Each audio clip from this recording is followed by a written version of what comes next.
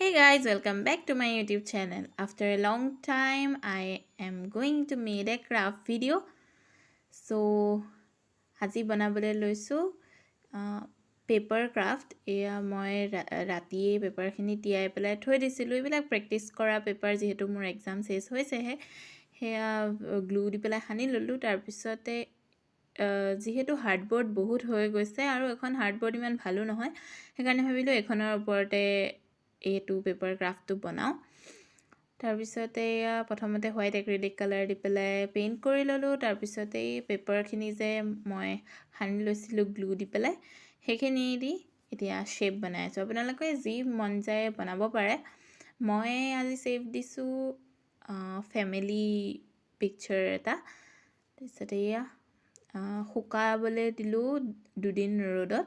তাৰপিছতে এয়া আমি আৰ্ট এটেক পেষ্ট বুলি যে কয় আগতে যোনে যোনে আৰ্ট এটেক চাইছে তেওঁলোকেতো জানেই গ্লু আৰু পানীৰ মিশ্ৰণ দি পেলাই টিস্যু পেপাৰ দি পেলাই এটুক মানে আমি যেটো বনাই থলো হেতু কভাৰ কৰি ললোঁ তাৰপিছতে এতিয়া পেইণ্ট কৰিম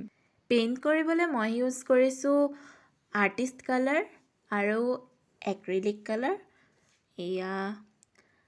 মাকক মানে মুগা সেটৰ